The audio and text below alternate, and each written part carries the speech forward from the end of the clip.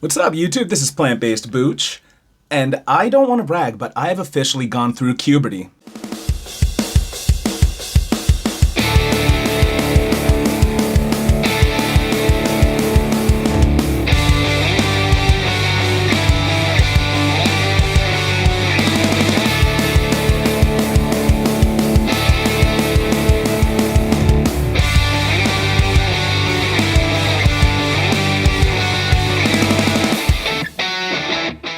The cubes are sprouting everywhere, and I have officially seen Cube, the 1998 independent Canadian sci-fi horror thriller film. Cube. I had no idea what I was going into. Okay, I did have a little bit of an idea going into it. So that being said, before you go any further in this video, this is a film that is best watched with no previous knowledge of it. Don't even look it up on IMDb. Just make sure that whatever film you search up, Cube is the 1998 film, and you will know that it is the correct one. But yeah, one of my subscribers recommended this video, Lishkos, I hope I'm pronouncing that correctly. Lishkos is a Namekian subscriber who's been commenting on my videos, and I really appreciate the interaction. I really appreciate the community building. And if you have not subscribed to the channel yet, but you want to see and hear me talk more horror content, more pop culture content, entertainment, whatever it is, please make sure that you hit that subscribe button. With your help, we can bump this channel all the way up to a whopping 40 followers. That's right, 40 followers. All with your help. But before you go any further into the video, please consider this to be a spoiler warning. There are spoilers abound, and this is a film that is best watched knowing absolutely nothing about it. I looked it up on IMDb and I saw a brief description, but that was about it. And even that much, I wish that I didn't know going into it, because seeing this film, I don't want to tell tales out of school here, but I think that Cube walked. So films like Sunshine, another one of my favorite sci-fi horror flicks, or just sci-fi flicks in general. Sunshine, fantastic. And as a matter of fact, I'm going to do it for the channel. Am I going to do sci-fi horror specifically? Not necessarily, because I really want to review Halloween for my first year of having the channel. And yeah, for films like Sunshine and Saw to run, Cube had to walk. Given the budget of $250,000, maybe Cube was crawling. But that being said, this film, what a pleasant surprise it was for me. Like, you know, someone recommends that I watch it, and it's not something that's ever crossed my radar. In 1998, you have Blade coming out. You have some good sci-fi horror / action flicks to compete against, and that was a film that came from the US with obviously a lot more funding. Cube, which, by the way, the backstory, all of the fun facts. So I'm not going to go over a lot of the fun facts here, but there are videos. There's an amazing podcast called The Horror Virgin. I love listening to that podcast. It's hilarious. It delves into horror movies, and they have a lot of really interesting facts about the films that they review and go into them in a really nuanced but also hilarious manner. Now, speaking of nuanced and hilarious, back to me. So Cube. What is there to say about this film? I didn't know what to expect going in, but from the first scene, I was like, whoa, like that's what they're doing? You see this guy waking up in a cube, just a cube, in a prison jumpsuit, like a gray prison jumpsuit. He has no idea why he's there. He has no idea what's going on. There's no words that are spoken, no music, no score. And he's just finding his way. He opens a door to go into the next room, and then all of a sudden he stops. And he himself has been cubed. In the cube, he's been cubed. Pieces of him, chunks of him, he's been diced by this like razor wire fence that came out of nowhere. And it turns out that this cube, which, by the way, in production, from a production standpoint, they only used one cube for filming. They were only able to make 1.5 cubes, and they were only able to afford 5 different color cells or gels.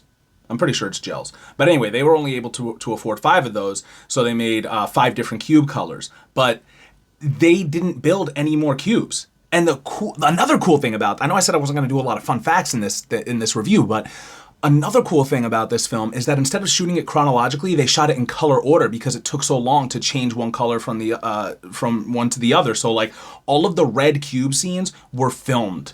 I don't know if they were all filmed on the same day. It was a 20-day film shoot. But they shot like, okay, all the red cube scenes back to back. And then they shot all the blue cube scenes back to back, all the white cube scenes, blah, blah, blah. You get it. They do some really smart stuff with that budget, by the way. Core, which was the name of the special effects studio that did the special effects for this film, they did the film for free, which is awesome to show their support for I believe the Toronto film industry, but the Canadian film industry. And the special effects, I think they honestly hold up. They hold up better than so many other effects in other films of this era. And the reason I think why is because they're used so sparingly. Like, a lot of it goes toward the exterior shots of the cubes moving and shifting and everything, but a lot of the other like the kills and everything, those look all practical, and those are so, I don't want to be like, oh, they're fun kills, but for horror fans they're fun. Like stuff that you're not sure what to expect. How is this person going to get killed next? Is there going to be a trap? But the special effects are are used so sparingly that I think it still allows them to be effective. They are very subtle. A lot of it is the practical effects and the set design, which I love. The set design took me back to Alien. Like I remember just being immersed in the ship in Alien, and now I was immersed in the cube. Like, you can tell this isn't green screen. I mean, obviously, it's back a little further, but like today we get used to the green screen. We get used to a lot of those like over the top effects and CGI blood and stuff like that. But to just to see like, oh, they're in this cube, they can feel it, they can touch it, and they're interacting with the cube, and just I was really blown away by all the practical effects, the dialogue and the acting. Well, for their like first shot out of the gate, they nailed it. They really did great. Everyone's doing their best. Some of the dialogue is a little heavy-handed. Some of the emotions might be like hitting you over the head, like a little too over the top. Some of them don't chew enough scenery when they should. But overall, this film really gets you thinking. From the beginning, I'm wondering, like, okay, one of these people is in on it. Like, I'm thinking of like Saw, right? And spoilers for Saw. But I'm thinking one of these people is in on it. And we see that there's all these characters that are coming from different cube rooms into this cube. To meet each other. You have Quentin, who is this, aggro cop who comes off as like the fearless, altruistic leader problem solver at the beginning. And then he shows why he's a cop. You have Holloway, who is a doctor. You have Levin, who is a student. She's also a brilliant mathematician. You have Worth, who is just some guy who works in an office. We later find out that he is also the designer of the exterior cube for this prison. And we also have Kazan. Kazan is a man who has autism, supposedly. They're they give him stimming, they give him like a lot of vocal and physical stims, so it kind of seems that the actor was pulling from people with autism as his motivation, but they never outright say it in the film. And also you have Ren. Ren is the mentor figure who at the beginning is he's like giving them methods on how to get through these traps, and like, listen, we have to find a way out of here, and this is the only way. I've escaped so many prisons. He never sounded French at all. His name is French, and his backstory is given to us by Quentin. He's like, oh my God, like, the Wraith of Attica or something like that, some sort of bird of Attica. And, he's escaped all these prisons. He ends up giving them a way to get past these traps or find the traps to get around them, but he ends up ultimately dying. So the whole time I'm looking out for two things. I'm looking out for like, okay, what are the fun, cool traps that they put into this thing? What are the fun kills we're going to get? And also, who's behind this? Because like I said, I feel like it's someone in here. And for a while, I was actually suspecting Kazan because, I'm used to the Kaiser Soze Usual Suspect style thing where you had the person who is, underestimated because they appear to have a disability, and then they later turn out to be the mastermind behind the whole thing. They actually did the same thing in Squid Game, too. Spoilers for Squid Game, if you haven't seen that either. But you have an old man who's been part of this, this, actually it's very Squid Game-ish now that I'm looking back on it, but we'll get to there. But you had this old man who's with the group and like barely like skating by, but he has some know-how about certain things and how to get past certain games. And it turns out that he was actually the orchestrator of the games. So I thought Kazan was actually going to be the orchestrator or something, but that ended up not happening, as far as we know, because he does end up leaving at the end. He goes into the light, and there was a scene that was cut. So for all we know, that scene of what's outside the cube is just him going like, hey, I got another one. I did it again. I got more prisoners, you guys. Like, I killed them. I slaughtered them in the cube. Hey. I don't know why that's what Kazan would sound like in my mind, but it just is. But throughout this story, we see a group of people who are trying to survive, and we get a nice ticking clock. Holloway does dump some exposition on us. We have 3 days, because she's a doctor. We have 3 days before, we start to descend into madness, wild thought patterns. We dehydrate. We starve to death. We die, basically. So it's this ticking clock. Nobody knows what time it is or how much time has gone by, and they do some very smart. I'm not sure if it's effective, but I do think that it's a very smart way of showing the passage of time. They do these montages, which are just like close-ups of people's faces and shots of the cube that are kind of like just rotating. Different cubes, different rotations. We're throwing boots to try and activate certain traps and then taking them back. So we're throwing boots, we're throwing, we're doing some dialogue, some voiceover and stuff, and they use that to show the passage of time. I think off the top of my head, it's probably the best way to show that passage of time without, being like 3 hours later. They also do have Quentin, the cop. He's like, oh, it's been this many hours because I got 5 o'clock shadow and I shaved this morning. Which, like, okay. But Quentin is one of those interesting characters because he comes off as this leader. He wants to get everyone out of there. He says, we are getting out of here. He wants to get everyone out and free. He's giving everyone orders, telling them what to do, and trying to see like who has strengths, who can be useful, and how can we use them to get us all out of this situation. As time goes on, we see that he doesn't really value the people who he doesn't deem as useful. Worth, he tells him to go and kill himself. Kazan, he literally calls the R word and wants to leave him behind multiple times because, he believes that he has no use. He's the one who's dictating how things are going and everyone's following his orders. But it turns out that the useful people are Levin and Kazan, the mathematicians. Levin is a student and she's an amazing mathematician. And as amazing as she is, there's some things she just can't quite get regarding the code, the coordinates of the cells and the numbers and the prime numbers and all the math. She's trying to do all these equations with the world's toughest button, and it turns out that Kazan, the one who they put so much effort, Holloway mostly put effort into saving Kazan's life. Holloway is the one who saw value in Kazan just because he existed. And she showed compassion to him. She helped him. She saved him a couple of times. And it turns out that he's the one that's able to save them. It turns out that Kazan's and Levin's skills are really the most useful skills to have. Oh wait, you also have Holloway, who is a doctor, who can help people if they've been injured. Oh wait, you also have Worth, who actually ended up designing the cube, and he gives information that helps Levin and Kazan lead everyone else out of there. Or, lead everyone to the edge and almost get out of there. So who's the most useless one? Quentin, the cop. And I will follow up on that because as time goes on, you see that he doesn't necessarily want to take charge. He wants to have control. And when his authority is questioned, he starts getting petty. He becomes a petty little bitch. And also, granted, anyone under these circumstances would start to crack. Time has gone by. No one's eating. No one's drinking any water. They're trying to keep the saliva flowing, which, by the way, if you have never done that, if you've never sucked a button to keep the saliva flowing, I don't know if that's a legitimate thing. But what I can tell you is from my years of martial arts studies, during belt tests in class, when getting water wasn't an option, I would scrape my tongue and create saliva. I would kind of like chew it like, yeah.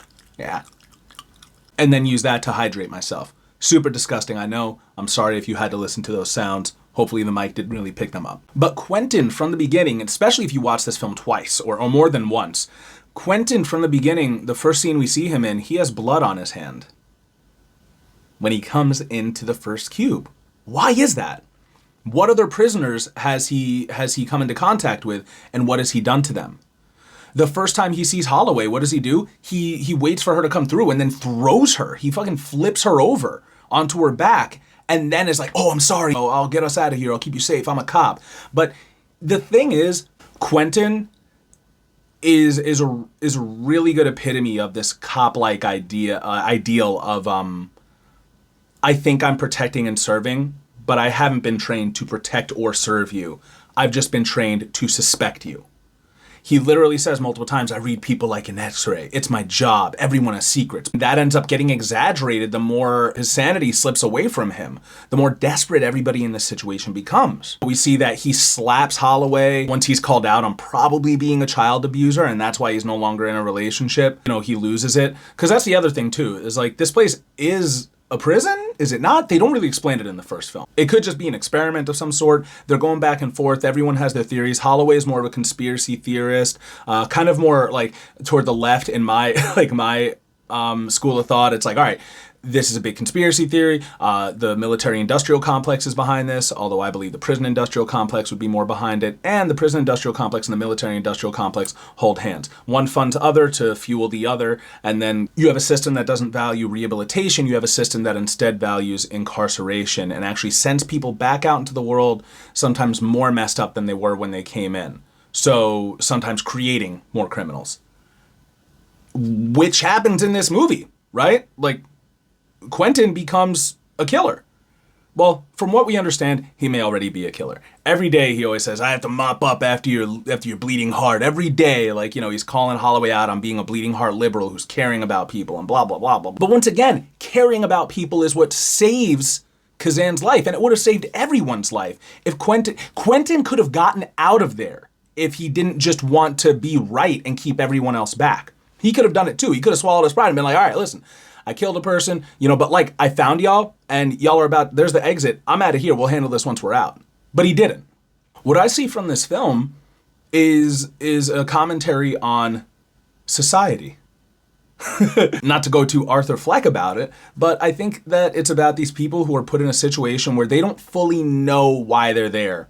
All they can do is the best they can while they are, and they can try and communicate and cooperate with each other as best they can. And we see also that everyone kind of plays a little part. We talk about that in society, that like Worth was just instructed to make the outer shell of the cube. He didn't know what it was going toward. Eventually he did, and that's an issue, and good on you for being in there. But he only knew one part of it, and that's the idea. Each designer of the cube only knew one little part of it. Now, in real life, you have people like Quentin. You have the cop who's like, oh, well, I'm just doing my job. I was just paid to do my job and follow my orders. But that job is part of a much larger system. That job is just one cog in an incredibly large machine, much like the cube. The cube has a bunch of little parts that function to make this huge, huge trap of terror. And it turns other people against each other. But talking about society, Margaret Mead, I believe an anthropologist. It's on a lot of anthropology articles and stuff, this information. So I'm going to assume Margaret Mead is an anthropologist, but she theorized that one of the first signs of civilization is a broken femur bone. Because when you had, you had tribes that were mobile, you had people who all had very specific jobs to keep the society running, keep the community going and everything. If somebody was injured, you were less likely to make it with the group. You were more likely to be eaten. You were more likely to be left behind. So Margaret Mead theorizes that a broken femur bone from over 15,000 years ago means that somebody was cared for. And that's one of the first signs of civilization. That they said, you have no use to us. It is nothing but an inconvenience to us to take care of you, but we will nurse you back to health. And you will continue to be a part of our community once you can give back. And that is the first sign of civilization. The first sign of civilization is helping each other. It is seeing an inherent value in another human being just because of their existence, and not saying, oh, you have to earn healthcare. You have to earn a roof over your head. You have to earn food. Is that what the cube is about? Not necessarily. But I definitely see that. It made me think about that. It also reminded me very much of a similar film later on. Once again, this film, Cube walked so El Hoyo could run. El Hoyo is, it translates to the platform. It is a Spanish language film about a bunch of people on 100 levels of a prison. And every few minutes, a large platform goes down in the center of each level of the prison with a bunch of food on it. Now, it's basically a Marxist allegory stating that if everybody ate what they needed, then everybody would get to eat. But unfortunately, the people who are at the top eat too much, and the people who are at the bottom end up starving. So, Check out that movie as well. I believe it's on Netflix. I think it might have been released on Netflix as Netflix original. Not 100% on that. But anyway, El Hoyo, the platform. Back to the cube. So Quentin doesn't see value in anyone who can't help, but it turns out that once again, Kazan, the one who he wanted to leave behind multiple times, is the most useful one. And Kazan is also the only one who gets out. What do you know? We see also that Quentin, after he's called a Nazi, after he slaps Holloway, that, once again, his pride is very damaged. And everyone's calling him out, and, he's losing control.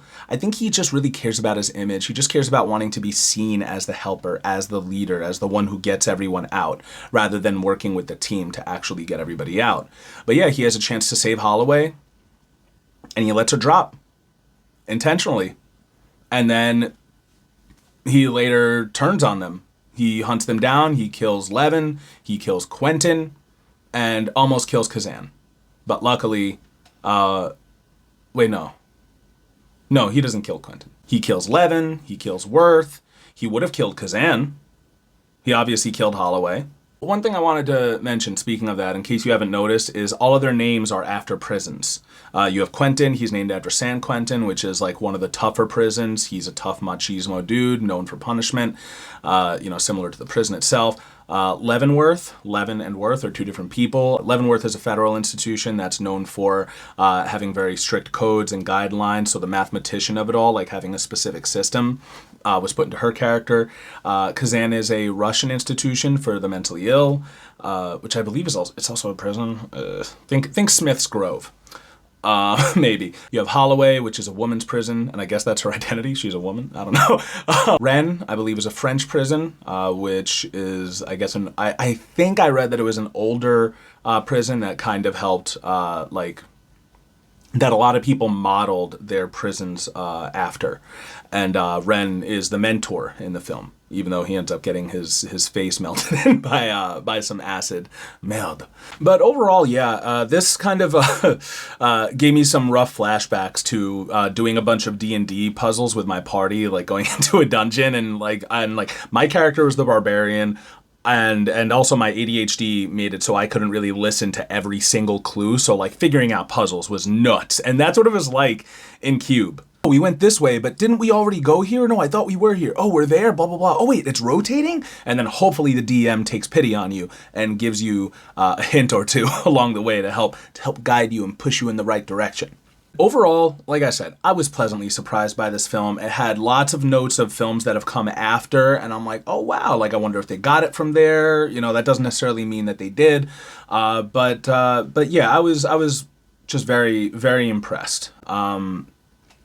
I thought that they also, I really think they made the most out of what they had. The makeup is used to show the passage of time well. Like I said, they filmed it all in 1.5 cubes, which is just so impressive. I think that there's a few themes here, and I probably delved into 1.5 of them, knowing I probably delved into as many cubes they used to film this film. But yeah, if you have any other takes on this film, what do you think it's about? What do you think, who was your favorite character? What was your favorite kill? Should I go into the rest of the Cube series? Is it as good?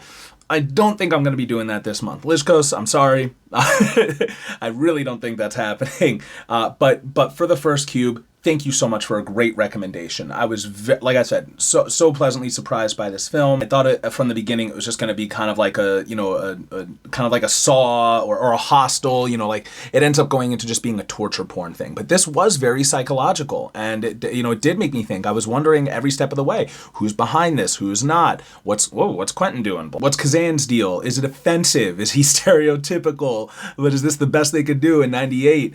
There's a lot to like about this film. There's a lot to think about with this film. Like I said, there's themes there if you want them. If not, there's just a fun horror flick with some really sweet twists and turns and some really good tension building. My favorite moment probably is when they had to go through the sound-activated needle trap cube, in which if you make a sound, then all of the needles will come out. And by the way, I think they did put a boot in there, and it didn't activate until Kazan stimmed. Kazam is the one who made a sound and tipped everyone off that that cube had a trap in it. And he's the reason why they were able to get through it nice and quietly, because they knew that it was sound activated. However, the reason they had to put themselves in danger in the first place was because of Quentin. Quentin, the cop, was the one who was like, I'm not going all the way back to go around. Like, we're going to go through there. We're going to be quiet. And he's basically like forcing everyone into it.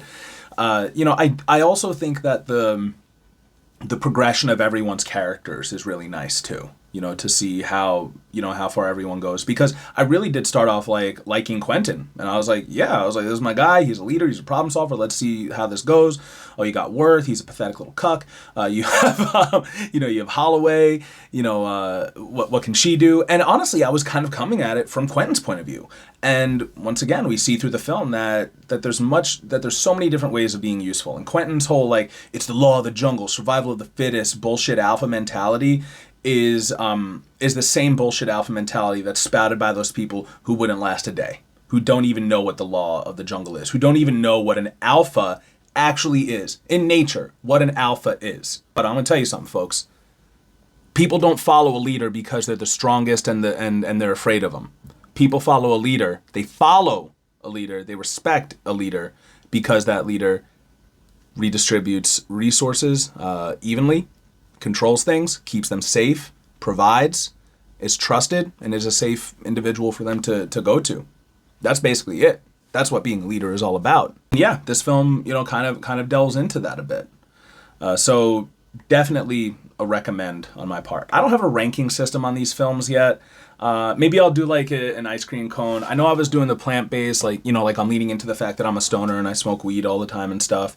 So I could do I'm rating this 5 nugs out of this many nugs or whatever. Or just stars or film reels or maybe nothing. What do you think? What do you think my rating system should be for these films? We're still building, we're still growing. I'd love to find that out. But if you made it this far into the video, thank you so much for watching. Let me know what you'd like to see me review next. Once again, share your thoughts on this film. Favorite characters, favorite kills.